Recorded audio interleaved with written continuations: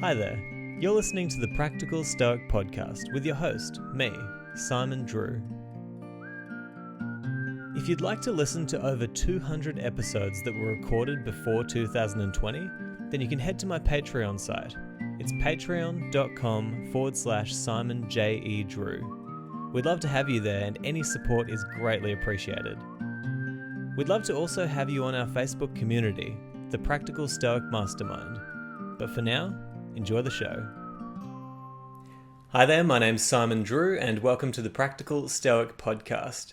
Now, whether you're new to Stoicism or if you've been around for quite some time, you'll definitely have heard of this amazing guest who we have on today, none other than John Sellars.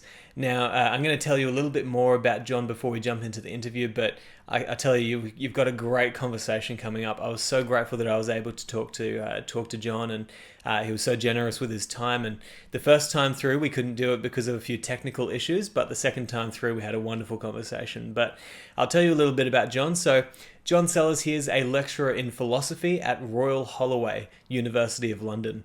He's the author of a number of books on Stoicism, including The Art of Stoicism, which was published in 2003, Stoicism, which was published in 2006, and his most recent book, which you can actually get right now, it's just been released in 2019, Lessons in Stoicism.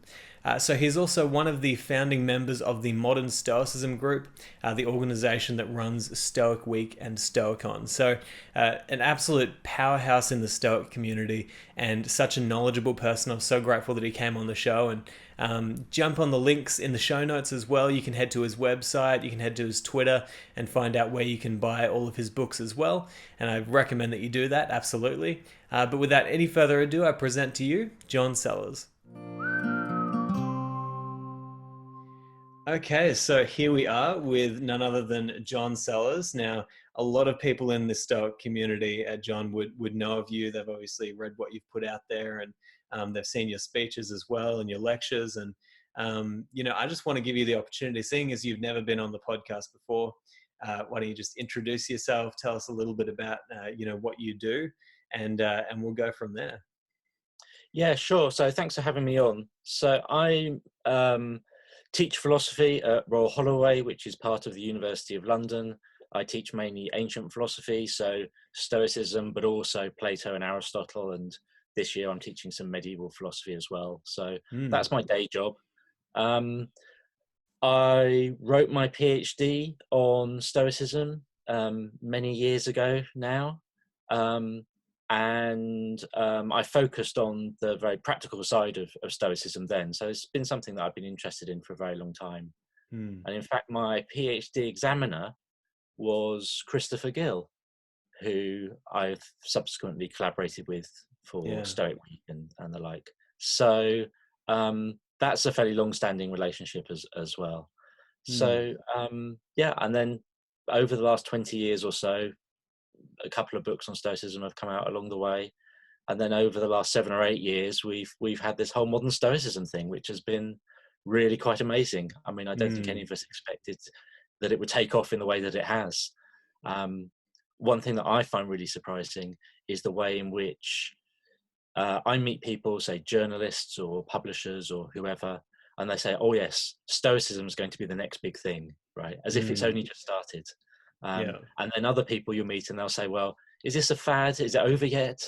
And so I think that's quite interesting, that people don't really know whether this is just a very brief moment or whether this is in fact the beginning of something that could become a lot bigger.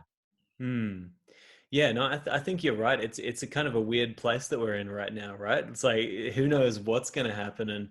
And I mean, I would hope that the side of Stoicism that says, only focus on what you can control, don't go out there and try to change people's opinions, isn't stopping us from sharing this with as many people as possible and moving the philosophy forward and getting it out to as many people as possible. Yeah, I'd hope that isn't seeping into the general vibe of Stoicism and leading it to not reaching as many people. But why do you think that it's had such a big impact lately in society?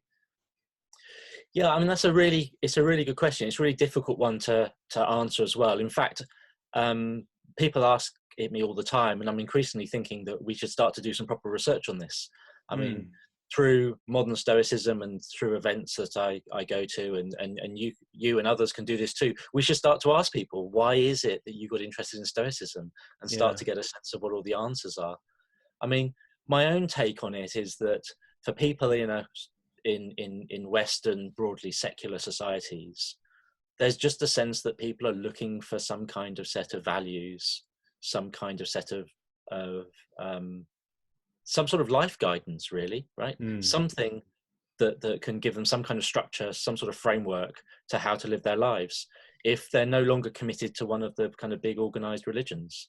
Because religion kind of served that role. It gave you a set of beliefs, a set of values, but also all sorts of practical advice and guidance, right? I mean, particularly say in Catholicism, but also in many other religions too.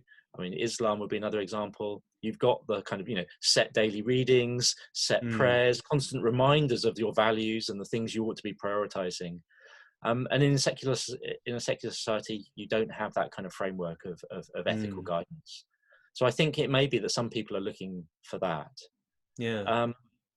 I don't think that works as a total explanation, because I've encountered lots of people coming from a Christian tradition, from a Muslim tradition, people very interested in Buddhism, say, and even we've had some people from the Sikh religion come to our events saying we're really interested in Stoicism because it connects with our the values in our religion. So that can't explain everyone. So I'm not sure if there's going to be one answer that will work in every case, but I mean, that's my take on it. Well, there's even the aspect of, it's a very kind of flexible philosophy, right? It's not even necessarily the way I kind of see it is it's a framework for how to think effectively, right, and how to live effectively. And so in that way, you can it's kind of like a chameleon philosophy, really. Like you can place it over the top of your Christianity and say, yes, I am a Christian, but at the same time, I follow many Stoic principles. Or, you can place it like, I know that I just spoke with Kai Whiting, and, he uses traditions from the Islamic culture alongside his Stoicism as a practice in Stoicism. And so there's so many ways that you can fit it into your life, right? And that kind of makes it appealing to as many people as possible, really, don't you think? Yeah, absolutely. And people will take different things from it as well. So, I mean, that's the other thing that's quite striking about this revival of interest in Stoicism, that there are a number of different sort of subcultures where people are drawing on different elements. Some people are really stressing the environmentalism. Some people are really stressing the sort of deal with adversity side of things. So people are finding very different things to take away from it. I had a really interesting discussion with someone at work a month or two back. And she said that the thing that really struck her about Stoicism was the idea that some things aren't in your control, and as a consequence, it's not your fault, right? Your life isn't your fault. Things will just happen to you, and they're not down to you. And she found that really refreshing, in contrast to the kind of story that she's constantly fed with. If you're not successful and rich and happy, it's all down to you, right? It's all, you should be able to achieve all of these things, and if you don't, it's because you've not worked hard enough, you've not given it your all, and it's all your fault if you haven't got what you want. As a kind of sort of, one of the sort of implicit ideas that we're fed through sort of, Western capitalism, right? If you just try hard enough, you'll succeed. And the thought that, it's not all your fault because it's all out of your control. You're just this finite being with a limited amount of control over the external world, and you can do your best, but of course you're not going to be able to control these vast forces that are shaping your life. But the one thing you can control is your attitude towards it. She found that incredibly liberating. And on that note, I think that one of the more powerful aspects of Stoicism is that it's not even necessarily that it says that you can't achieve this level of success. It's kind of that it says, what is the success that you're chasing, right? It's like, if you're chasing the society's version of success, the nice house, nice car, suburban lifestyle, have whatever you want. Like, of course that's outside of your control, like ultimately, right? But I love that what the Stoics do is they say, okay, your real home is right here. Your real home is in your mind and your ability to reason, your ability to make virtuous decisions. And you can make virtuous decisions whether you live in a multi-million-dollar mansion or if you live in a cardboard box on the street. Like you can be a virtuous person no matter what circumstance you're in. And in that way, it kind of reframes our definition of success, right? Yeah, absolutely. And I think another thing that's quite striking in Stoic ethics in particular, but you can translate it into thinking about life more generally, is a focus on process rather than outcome. Yeah. So in Stoic ethics, it's all about you do the virtuous action for the sake of it being a virtuous action, and you don't worry about the outcome quite so much. But you can think about that in life in general. You know, if you really enjoy what you do, then you can take satisfaction from simply doing it, regardless of whether you become a big success or not. Yeah. Right. So if someone really wants to be a musician, they should just make music, right? Yeah. Now, whether they hit the big time or not is accidental. If they genuinely enjoy being a musician, then that's a successful life either way. Yeah. And the more they enjoy it and the more they get out of it, you know, they're probably more likely they are going to, you know, do well. But that's a secondary outcome. And could we keep on talking about that? Because this is something I've been really interested in lately, is this idea of aligning with nature and also aligning with your nature as a human being. You know, move towards those things that interest you, that really captivate you. And, you know, I had this exact conversation with Kai Whiting. I said, you know, why wouldn't you want to study something that you're genuinely interested in, that you love to do? Because when you genuinely are interested in something, you're going to put so much more effort into it. You're going to learn quicker. You're going to learn better just by virtue of the fact that you're genuinely interested, right? So, you know, one thing that has happened in our modern society is you see people choosing what they're going to study at university, not based on what they're genuinely interested in, but a lot of times just based on what career path is going to bring them that success lifestyle that we're taught is, you know, the ultimate success.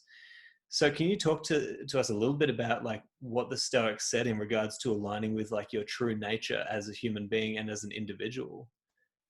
Yeah, that's a good question, and those sorts of concerns you just mentioned are ones that I deal with at work all the time, right? So I'm teaching philosophy Of course, students. yeah. What's the outcome of this? I mean, we have these discussions at open days all the time. Should I study law? Should I study philosophy? I really want to study philosophy. And it's like, well, you know, you can study law if you want, but if you're not enjoying it, you're not going to do well. You'll just be a mediocre law graduate who won't look very good in the law job market. Why don't you come and study philosophy and actually really ace it? So yeah, those debates. And But I learn mean, how in to terms live of a your, good life in the same time as well, right? It's yeah, like that's exactly, what philosophy is for. yeah, and enjoy yourself for 3 years rather than do something. Anyway, that's a separate issue. But in terms of your question, right, about nature, I think that's really interesting. And Cicero talks about this. So there's some technical thing called the four personae theory, and he talks about living according to nature in different senses.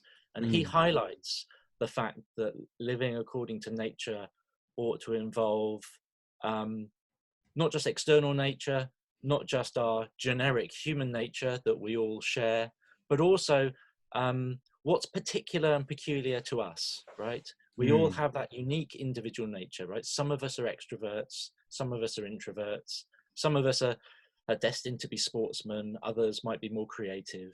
And there's a sense in which we need to reach a point where we've got the relevant self-knowledge just to kind of have worked out who we are and what's right and comfortable for us as individuals. And that's not really an ethical question at all, right? That's just a question of gaining some self-knowledge and getting a sense of, you know, what would be the most comfortable fit for us in the world. And that's difficult, right? I mean, everyone Yeah. struggles with that. Yeah. How would you even begin to get somebody to figure that out, right? It's like, you know, I know that personally I deal with this when I coach people, and, you know, the first thing that I say to them is like, we need to understand where you are right now, and we need to understand the person who you could and should be if you moved towards those things that you're interested in, if you moved towards the things that would be valuable for you.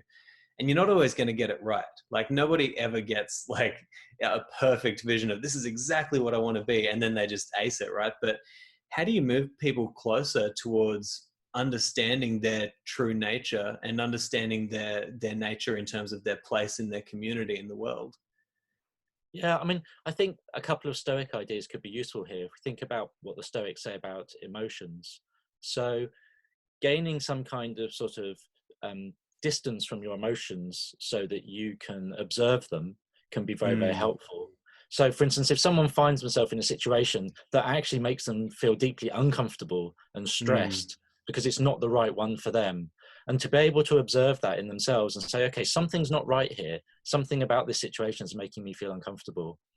And there's a sense in which the Stoic account of emotions as the product of implicit value judgments helps to give a framework to think about what's going on there, right? I'm implicitly making the value judgment that this situation's bad for me for whatever reason, and that's why I'm feeling uncomfortable and stressed at this moment, say. Yeah. So you can actually learn quite a lot from doing the wrong thing, right? You can, you might go down a certain path, and if you can be sensitive to the way in which you respond to it emotionally, that can teach you something about whether that's the right place for you or not.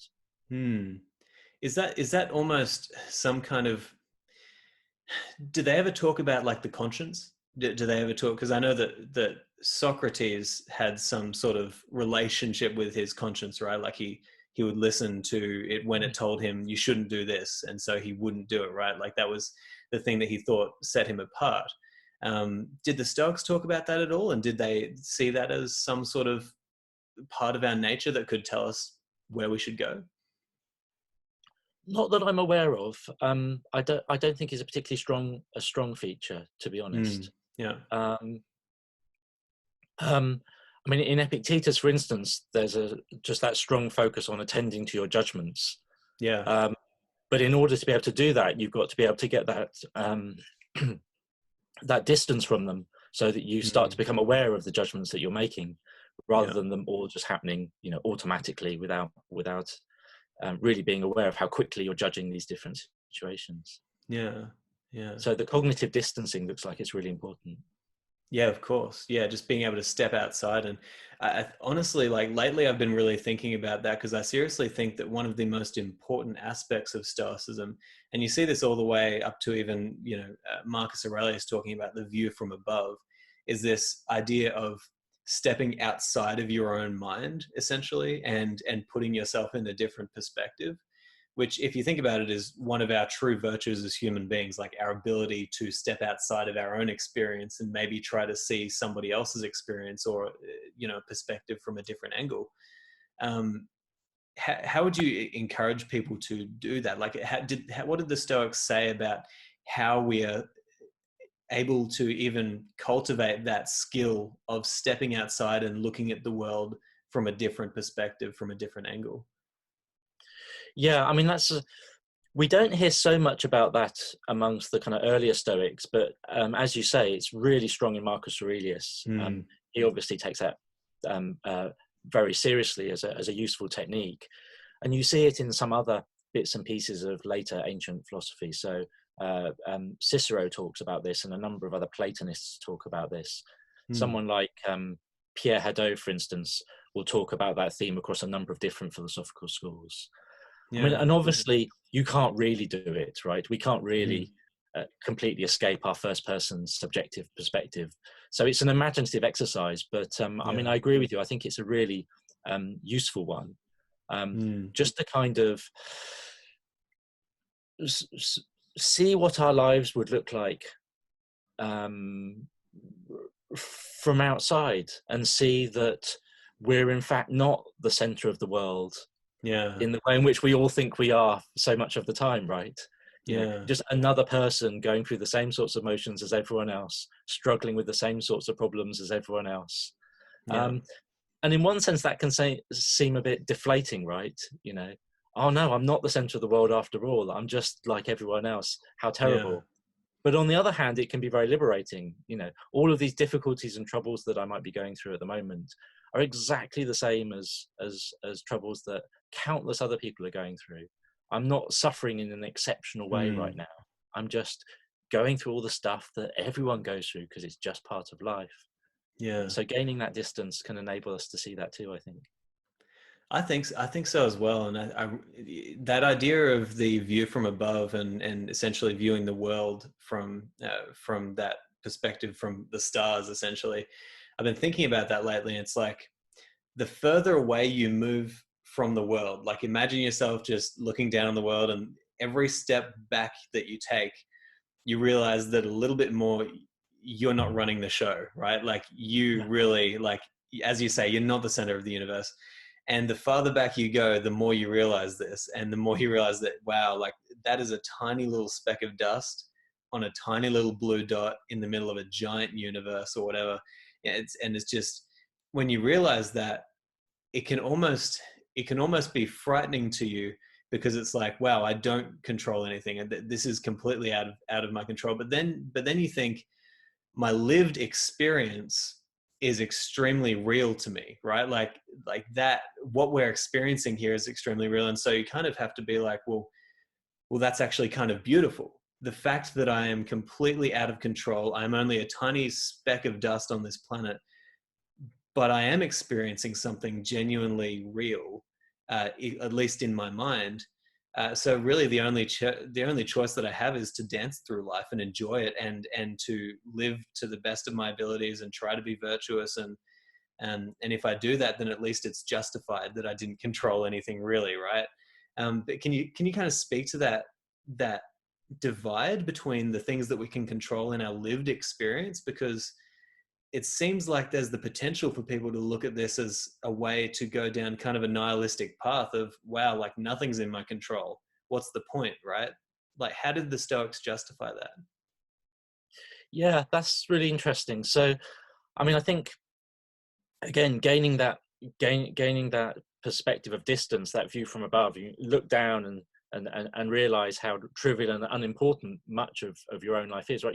In 200 years time, we'll all be dead, we'll all be forgotten, it will all seem as if it was pointless. It didn't matter, none of it matters.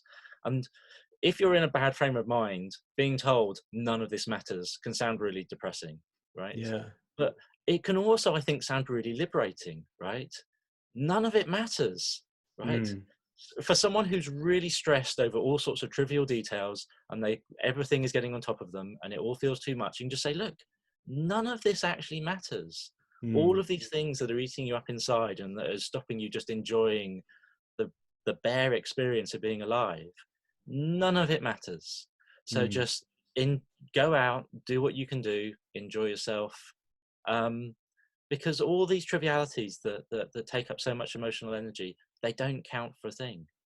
They'll all be forgotten. And I think I think you can kind of turn the nihilism into something quite liberating and positive. But my question would be, how did the Stoics, or how do you yourself draw the line between what matters and what doesn't? Because if nothing really matters, I mean, there's a lot of things that you could justify doing if nothing matters, right? So how do we say, okay, yeah, look, nothing matters? How, the way I've put it in the past is like, it's a beautiful philosophy because it says, yeah, like, okay, there's no meaning. However, you create the meaning, right? Like you can bring your own lived experience into it and say, this is my purpose and this is like what I'm going to achieve. But how do you draw that line there? How do you become a valuable member of your family, society, country, world, citizen of the world, and not just become somebody who does whatever they want because nothing matters? Sure, absolutely. So nothing matters except how I behave. Right, that's going to be the stoic line, I guess, right? Yeah. Nothing matters except how I behave at this particular moment. The outcomes don't matter, they're out of my control. They'll soon be forgotten anyway, but how I behave right now towards other people, that matters. That's the one thing that I do have control over. And the sorts of virtues that the Stoic pick out, things like justice, for instance, often social facing virtues. It's about how we behave with other people, treating other people well. Why does that matter? Because we're social beings. That's who we are. We're born into communities, we're born into families. We don't have a choice about that. The kind of myth of sort of Western isolated individualism is just a myth, right? Created so that we'll all compete with each other in the marketplace. But that's not how we're born. We're born into communities. We're born completely helpless and useless and thoroughly dependent on other people. That's our natural state, right? So to be good versions of ourselves as human beings is to know how to act well within those communities that we're necessarily parts of. And so that's a reason why the social virtues for the Stoics, I think, become important. And that's about being a good human being, you know, in a kind of a non-moral sense of the word good, right? You know, a human being that functions well is one that's going to function well within a social community, and that's going to involve behaving well towards other people. Yeah, no, that's beautiful. I think that's a really reasonable kind of overview of the way that the Stoics looked at it, and I think it really speaks to this idea as well of being in the crowd but not of the crowd. Like, understand that you have a need as a human being to surround yourself with people because you're a social creature. Like, if a sage doesn't need friends, but he still wants friends, right? And so be within your community, but you don't necessarily have to want everything that they want. You don't have to go after the things that they go after or speak how they speak. You just need to be there as a part of the community. And hopefully your presence, if you're a good person, will be valuable to the community, right? Yeah, absolutely. And another virtue that Marcus Aurelius stresses a lot as well is toleration towards other people, toleration towards people who are struggling and aren't doing as well. So one of my favorite passages in the Meditations is the book 2, chapter 1, the opening passage after he's paid his respects in book 1, where he says, you know, when you wake up in the morning, remember that you're going to meet all sorts of people who are stroppy and aggressive and unpleasant. So prepare yourself for that fact. But then he adds a further thought that's really important. He says, and also remind yourself that it's not their fault. None of these people have chosen to be like that. It's because they're in ignorance, because something's going wrong, because they're struggling or whatever it might be. But no one chooses to be unpleasant in that way. It's because they're struggling. So show some compassion too. And I think that was really, and that second part, I think, is just as important as the first part. It's not 100%. Just about, show compassion and just be the best person that you can be. And hopefully just by you being the best that you can be and being compassionate and caring, that might even make their life a little bit easier, right? And I have to say, there's no better sign that we're talking to a British Stoic than the fact that you just used the word stroppy, which was the highlight of the interview so far for me. That was beautiful. But I wanted to ask you about a quote that I've got here from you from one of your lectures, which might be my favorite quote from anyone talking about Stoicism. You said, "Stoicism is a deeply paradoxical, if not schizophrenic, philosophy." And I was very intrigued. Could you talk to us about that? What do you mean by Stoicism is a very paradoxical philosophy? What did I say after that quote? Remind me of the context. Oh gosh, I can't necessarily remember the exact context, but I know that you were talking about how, you know, we have these ideas in Stoicism of you can control, like nothing is in your control, but at the same time you can control this one little thing. So it's kind of like exactly what we're talking about there, where it's like, there's a lot outside of your control, so nothing means anything, but at the same time there's a paradox because, hey, you control this in your head. And I don't know if I just explained exactly what you were talking about, so we don't even need to answer the question, but I was hoping you'd be able to kind of talk about those philosophical paradoxes that we see within Stoicism. Yeah, okay. So, I mean, I think probably what I was referring to then was this idea that on the one hand, we have control of almost nothing, right? As you say, You know, we don't even have control of the content of our own minds. We don't control the experiences that we receive. The only thing we control, Epictetus claimed, was the judgments that we make about things. That very, very small part, as you just said. At the same time, that very, very small part is the basis for absolutely everything that matters in our lives. So we have complete control. We have control over almost nothing, but at the same time, we have control over everything that matters to us. We have control about how we act. We have control over our happiness, our well-being, and that's a kind of slightly, you know, strange paradox. You see this in Epictetus, I think, in particular, right? You're finite, small, impotent. You don't control a thing. At the same time, everything that matters is in your power. Yeah. Does that kind of go back to the view that they had of the cosmos, because I mean, you look at, this is something that I've been really wrestling with lately. You know, there's a lot of kind of ancient philosophies that would teach that you are essentially, obviously, I'm trying to formulate this correctly. The Stoics teach that we are not separate from nature, right? We are an active player in nature. And therefore we are nature. Like, everything about you and me right now is a process of nature creating us over time.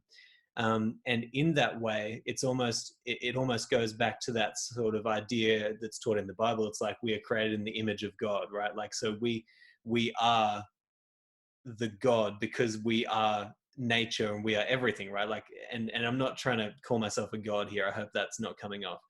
but is that, do you see, is there any connection there between like Stoicism and other ancient philosophies that taught this, that just the fact that you in your mind do control everything but you control nothing makes you almost like the world looking at itself? You know what I mean? Like, it's that ancient idea of like we are essentially nature's way of viewing itself. Is there any validity in that sort of line of thinking in terms of what the Stoics taught? And you can just shut me down and say absolutely not. Yeah, I'm open. I mean, that's a tricky one. So, I mean, so as you'll know, so the Stoics will say that our human souls are fragments of the divine soul that permeates all of nature. So, in that sense, we're kind of a fragment of this divinity, they're claiming. Yeah. Does that mean that our conscious minds are fragments of a single divine conscious mind? And I think probably not. Yeah. Because the early Stoics have discussions. So just as they'll have discussions about where's the ruling part of the soul in the human body. Some think it's in the heart, some think it's in the brain. And obviously we all would say now it's in the brain. They're having those debates. But they're also having debates, where's the ruling part of the divine soul? And they tend to locate that in the stars, in the heavens, right? And they have debates about this. So they don't think that the divine conscious mind is distributed across all of our individual conscious minds. They think that's got a physical location somewhere else. Yeah. So I don't think they think that our minds are part of some kind of super consciousness. I don't think that they held that view. But in terms of the relationship between humans and some kind of divine entity, I mean, I think it's rationality here that's the key, right? So, I mean, right across ancient thought, it's rationality that marks humans out from the rest of nature, and that's the one thing that they share in common with the gods, if you believe, in some set of gods. And in many ways, it's kind of a matter of definitions, right? It's like, you know, I wasn't necessarily speaking about an individual God, like that we are all like one individual God. I was more meaning like, you know, if you look at it purely just by the process of nature and the fact that we are exactly a process and a replica of everything that happens in nature, you know, it's kind of like, yeah, we're not separate at all. And so what does that make us? It's kind of, and I think that the align with nature side of Stoicism is probably one of the now that I'm getting deeper into it and trying to understand it, it's one of the most beautiful worldviews that I've ever experienced.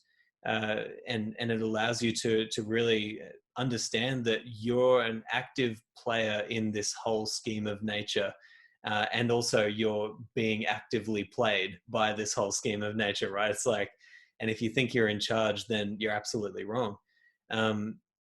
Now, I wanted to also touch on one other thing that you mentioned in one of your lectures, which you said that Stoics never actually spoke about emotions.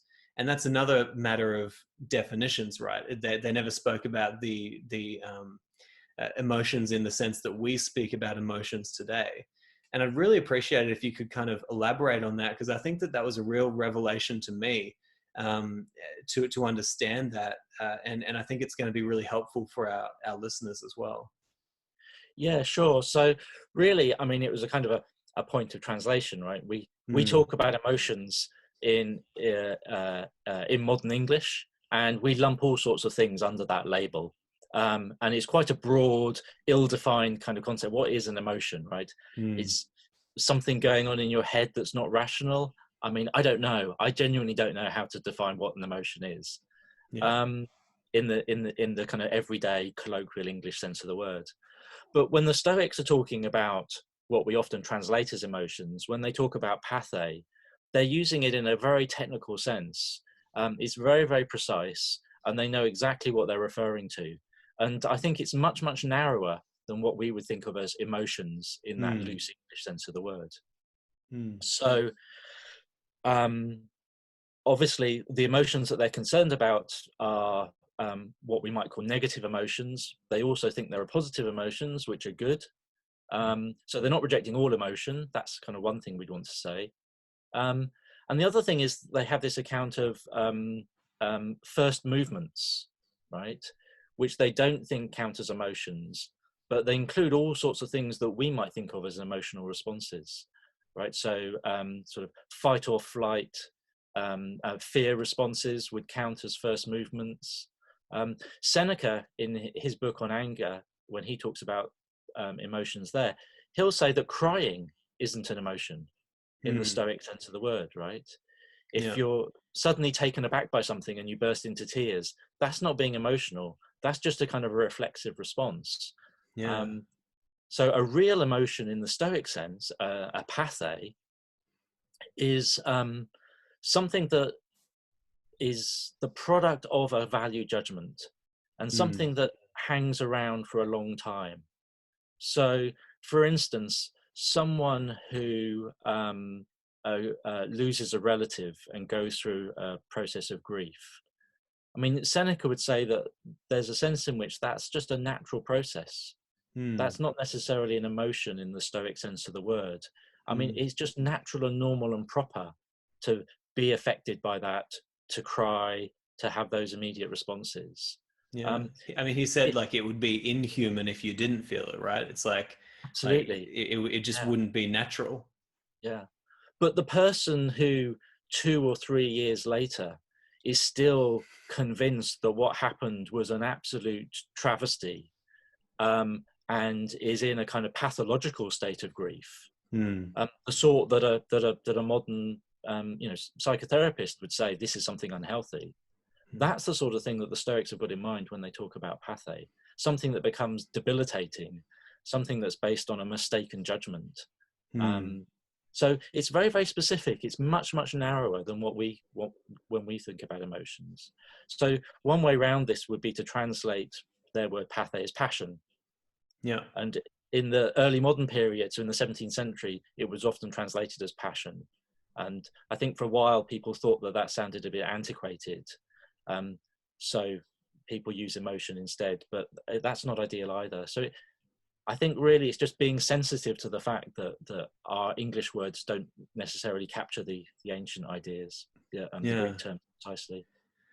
No, I think that's really, really helpful what you explained there, because even now that I'm listening to you, it's like the word emotion encapsulates so many things in our life. like it's almost impossible to think of it clearly, because there's just so many avenues that you could go down and say that's emotion, that's emotional, and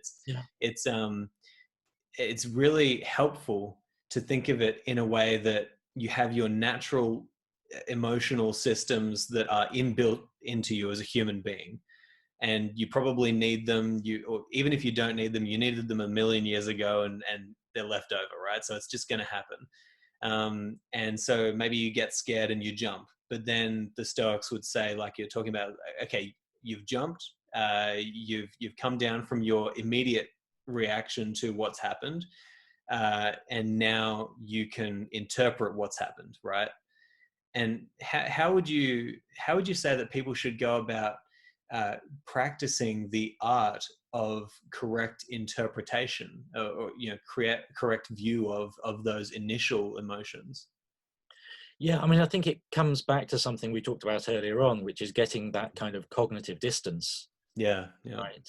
So I think the thought is you have that first reaction, and then if you let that first reaction shape your judgment, so then it becomes something firmer and more ingrained, and you let that happen too quickly, then you'll have the kind of full-blown emotion. But if you can get that distance, if you can acknowledge that it's just that's just an immediate reaction, and you can create that space for yourself to try and make a considered judgment, then I think that would be the kind of technique that they have in mind. So just acknowledging that these are immediate. I mean, Seneca describes them as almost sort of physiological reactions, right? Your body does this, right? You blush when you're embarrassed. You blink if you think that some threat's coming towards you, or you cower if you hear a loud noise. These are just physiological responses that you can't help, right? You have to do quite a lot of training to really turn yourself into the block of stone that people think a Stoic is like. That's actually quite hard to do, and of course they're not suggesting that we do that at all. But just realizing that they are what they are. They're just these physiological responses, and then you can take time to think, well, is something bad really happening, or is it actually, there's no reason to make a firm judgment that something terrible is really happening right now. No, I think that makes a lot of sense, just going back to that cognitive distancing and practicing that. Who was I talking to recently? Matthew Sharp from Deakin University here in Australia. Spoke to him this morning, and he said that he teaches his students that Stoicism can allow you to have an extra second of thinking before you react, right? So it's like that tiny little advantage that you have over other people in terms of your ability to think correctly. And I think a lot of times, for me, it comes down to the fact that you need to understand that this is not something that's going to happen immediately. A lot of people jump into it and they say, oh, this is going to be my quick fix. It's not. It's like it's a lifetime pursuit, right? This pursuit of philosophy, this pursuit of virtue, and pursuit of correct interpretation. And it's going to take time, right? Yeah, absolutely. And one of the things that's striking in all of the Roman Stoics is the stress they place on habituation and training. And they all emphasize this in different ways, that it's a continual process of training in order to embed these habits and be able to automatically do that kind of cognitive distancing, for instance. Automatically open up these gaps so that you've got space to test your judgments. Hence the need for sort of daily reminders and all of that sort of thing. And then, of course, these days, of course, people will want to produce all sorts of Stoic apps on their phones to give them the daily reminders and all of that kind of stuff, which is it's a good sort of I mean, I try to avoid technology as much as I can in many ways, but I can see why that's a really good way to put something to use in order to do precisely what the ancient Stoics were talking about, right? To have those constant reminders of what you need to take into account. Yeah, definitely. Just having that constant reminder there that you need to build these habits, and going back to the ancient Stoics, I think that what's really interesting about all of these people who we read from, Marcus Aurelius, Epictetus, Seneca, these are fully grown men, right? And yet they are still talking every single day about how to live a good life. And that speaks to the Stoic view of the world, which is that philosophy is a lifelong pursuit. And it seems like, man, I can think of so many people where it's almost as if whatever their favorite year of their life was, they decided this is exactly how I'm going to be for the rest of my life now, and nothing's going to change. You know, their clothing, the way they think, their opinions of things, and they just stick with it. And it's inspiring to read from philosophers, because these are people who, it's a lifelong pursuit. And even Seneca, I think I seem to remember a quote from Seneca where he was talking about, you know, at even at your dying breath, you know, you should be conquering a new challenge. You know, like you should be right to the very end trying to become a virtuous person. Is that kind of the way you see your philosophy as well, and your study of Stoicism? Yeah, I mean, certainly it's a continual practice. It's not as if you kind of reach a certain point, you say, okay, I've nailed this, I can just forget about it, it'll take care of itself. Far from it. And every so often I might have a period of time where I'm not particularly looking at Stoic things at all, and I'm doing other things, and I come back to it, and it's like, well, this is a breath of fresh air. I'd almost forgotten this. Right? Yeah. And, you know, and people might think, well, you know, how could you forget this? You've written books on it and all the rest of it. But unless you're getting those constant reminders, it's very easy for it's things easy to forget. It's so easy to forget. And then all of a sudden one day you snap and you get angry at somebody and you're like, oh gosh, I haven't thought about that in quite a long time, right? Yeah, absolutely. John, I wanted to ask you, because you're obviously actively involved in the Stoic community, and you teach people every day about philosophy. Like, Stoicism is a philosophy that changes over time, and with every new age comes new people teaching it, new people growing the philosophy.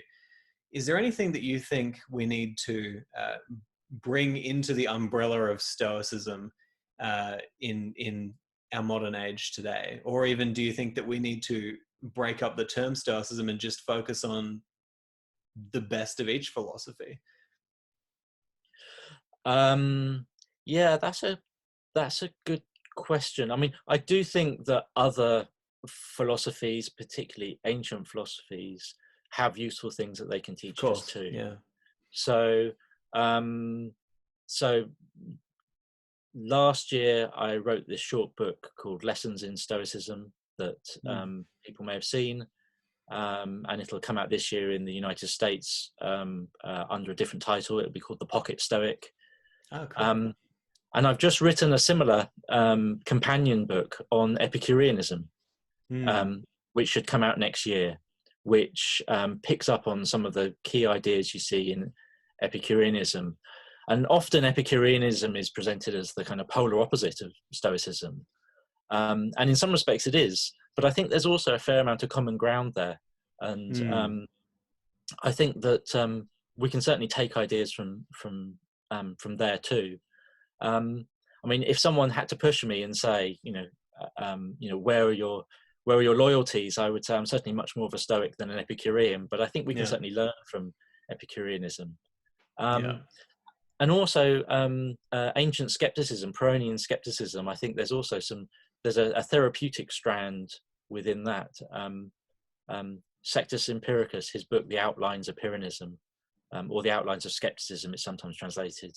And that has some really interesting ideas too. The idea that it's by being dogmatically tied to certain beliefs that we generate all sorts of difficulties and frustrations for ourselves.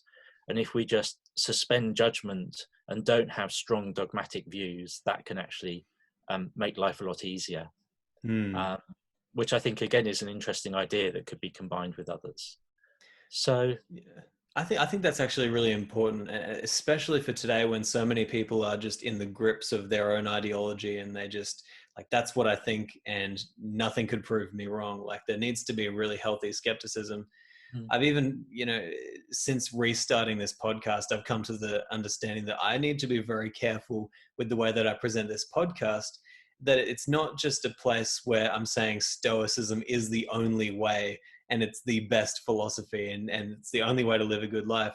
I want this to be a place where I encourage people to also look at, okay, what might be incorrect about Stoicism? How did they think that maybe we could change in our modern time? Or what is our modern understanding allowing us to see that they might not have seen?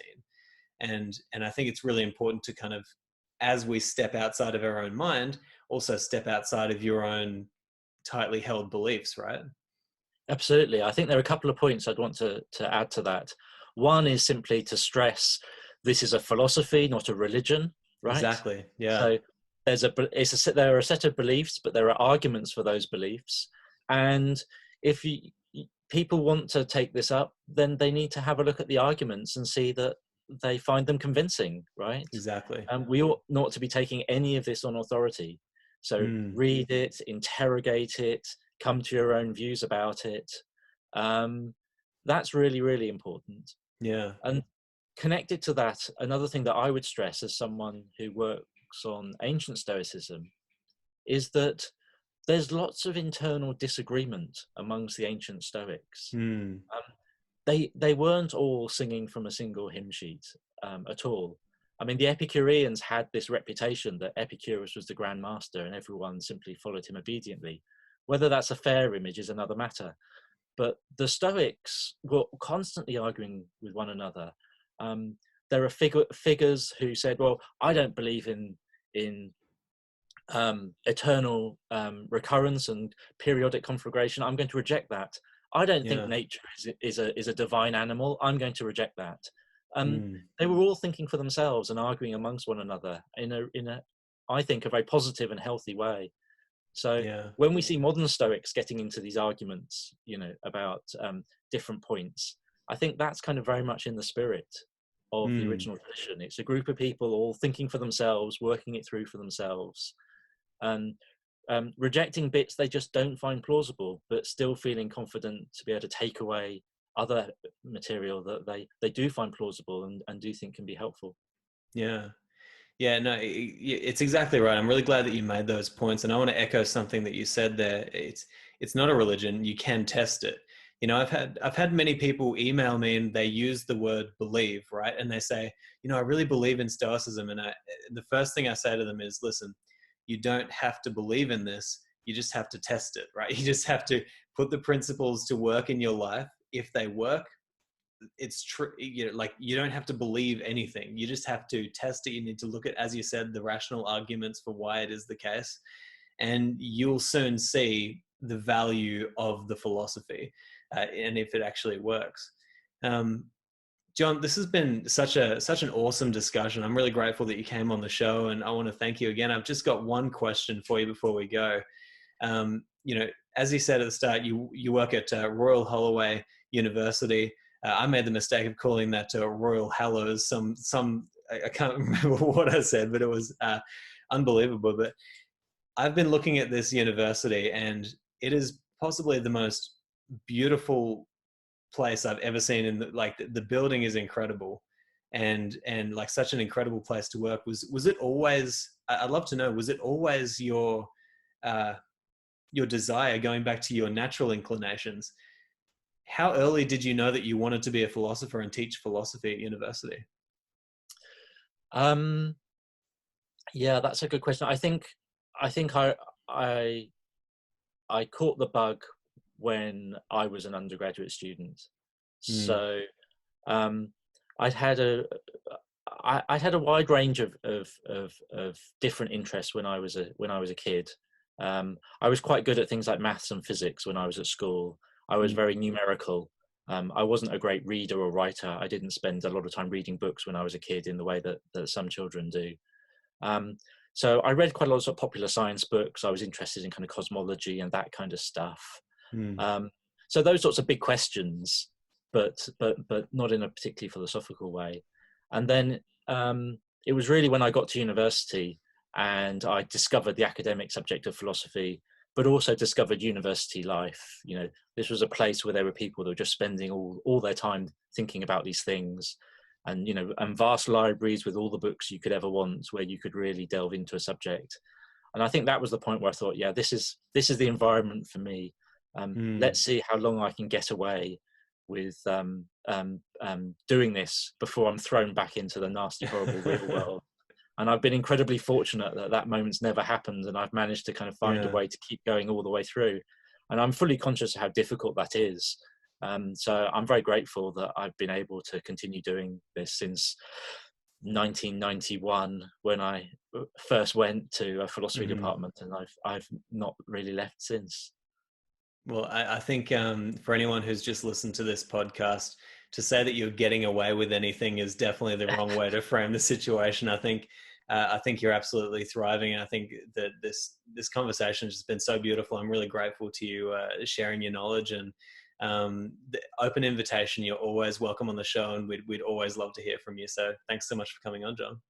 Oh, it's been my pleasure. It's been really good to talk to you.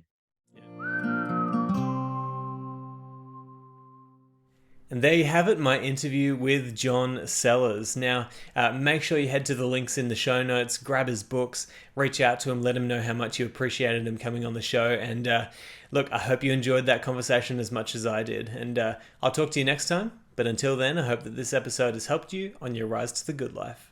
Ciao. Thank you so much for listening to this episode of the Practical Stoic Podcast.